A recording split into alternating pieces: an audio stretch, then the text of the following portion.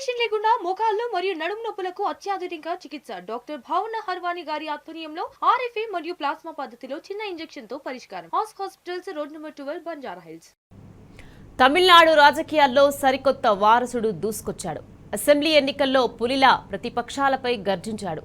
ఎన్నికల్లో గెలిస్తే తాను చేయబోయే మంచి ఏమిటో ప్రజలకు మాస్టర్లా వివరించాడు. తన ప్రత్యర్థులపై మాటల తుపాకీని గురిపెట్టి ఎన్నికల్లో ఓట్లు రాలగొట్టాడు. తమిళనాడు యూత్తో స్నేహితుల్లా కలిసిపోయి దళపతికి తిరుగులేదని నిరూపించాడు. తన సినిమాకే కాదు, పొలిటికల్ పార్టీ గెలుపుకు ఫ్యాన్స్లో విజిల్ వేయించాడు. సినిమానైనా ఎన్నికలైనా తనను నిరూపించుకుని గోట్లేరని ప్రూవ్ చేశారు తమిళ వెట్రి కలగం చీఫ్ విజయ్.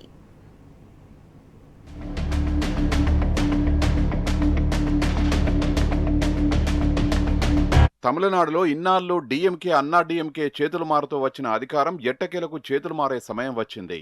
తమిళనాట కొత్త పొద్దు పొడిచింది. ద్రవిడ రాజ్యంలో తిరుగులేని రాజులుగా రాజ్యమేరిన పార్టీల గోడలు కుప్పకూలాయి. ఓ సినీ కెరటం సృష్టించిన సునామీలో కంచుకోటలు గల్లంతయ్యాయి.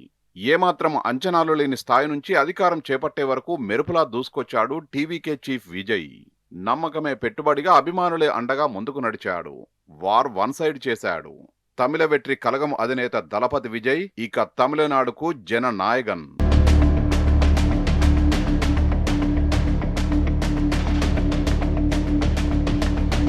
తమిళనాడులో విజయ్ పార్టీ సృష్టించిన ప్రభంజనం యావత్ దేశాన్ని ఆశ్చర్యానికి గురిచేసింది.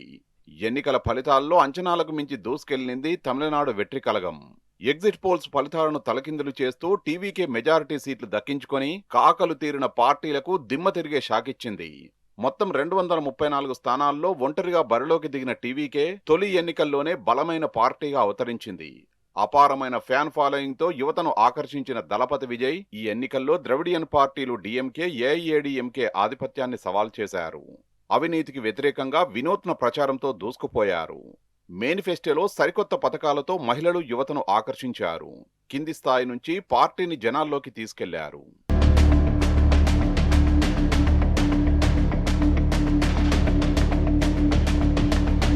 దళపతిగా తమిళ తంబీల హృదయాల్ని గెలుచుకున్న విజయ్ సినీ ప్రపంచం నుంచి రాజకీయాల్లోకి అడుగుపెట్టారు. సినిమాల్లోని సామాజిక సందేశాల ద్వారా తన పొలిటికల్ జర్నీకి శ్రీకారం చుట్టారు. 2024 ఫిబ్రవరిలో టీవీకేను అధికారికంగా ప్రకటించిన ఆయన తమిళగం విజయం అనే ఆశయంతో పార్టీని స్థాపించినట్లు తెలిపారు. ఆది నుంచి యువత, మహిళలు మార్పు కోరుకునే ఓటర్లను ఆకర్షిస్తూ వ్యూహాత్మక ప్రయాణం సాగించారు. ఫ్యాన్ క్లబ్లను రాజకీయ స్ట్రక్చర్గా మార్చి తొలి విజయం సాధించారు.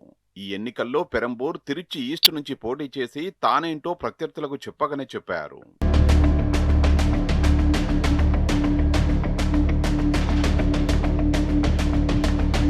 ఎన్నికల ప్రచారంలో ద్రవిడియన్ పార్టీల హామీలను రీసైకిల్ గా విమర్శించిన విజయ్ ఇంప్లిమెంటబుల్ వాగ్దానాల్ని టీవీకే మేనిఫెస్టోలో పొందుపరిచారు. ఉచిత విద్య, యువతకు ఉద్యోగాలు, మహిళలకు నెలవారీ ఆర్థిక సాయం, ఫ్రీ ఎల్పీజీ, పెళ్లి కూతుర్లకు టీవీకే బంగారు కానుకలు, డ్రగ్స్ ఫ్రీ స్టేట్, అవినీతి రహిత తమిళనాడు, ఏఐ ఆధారిత గవర్నెన్స్ లాంటి హామీలతో ఓటర్లను ఆకర్షించాడు.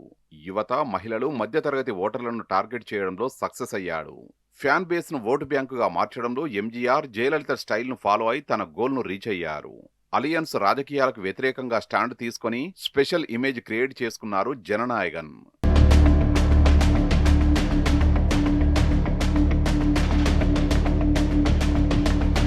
కేవలం 2 ఏళ్లలో పార్టీని జనాల్లోకి తీసుకెళ్లిన విజయ్ ఎన్నో సవాళ్లను అధిగమించి మరెన్నో విమర్శలకు ఎదురొడ్డి నిలబడ్డారు. ఎంజీఆర్, జయలలితల సంప్రదాయాన్ని కొనసాగిస్తూ టీవీకేను శక్తివంతమైన ఫోర్సుగా మార్చారు.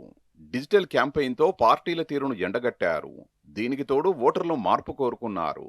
డీఎంకే కుటుంబ పాలన, అన్నా డీఎంకే లాంటి పాత పార్టీల తీరుపై అసంతృప్తితో ఉన్న యువత విజయ్ పార్టీ వైపు మొగ్గు చూపారు. దీంతో ఎవరి సపోర్ట్ లేకుండానే తమిళనాడు రాజకీయాల్లో వచ్చి రావడంతోనే ప్రభంజనం సృష్టించారు దళపతి. లెఫ్ట్ పార్టీలు, వీసీకే, కాంగ్రెస్ మద్దతుతో మ్యాజిక్ ఫిగర్ కు చేరుకొని సర్కారు ఏర్పాటు చేయడానికి సిద్ధమయ్యాడు విజయ్. ద్రవిడ రాజకీయాలను ప్రక్షాళన చేసే దిశగా విజయ్ మంచి పాలన అందించాలని కోరుకుంటున్నారు తమిళ ప్రజలు.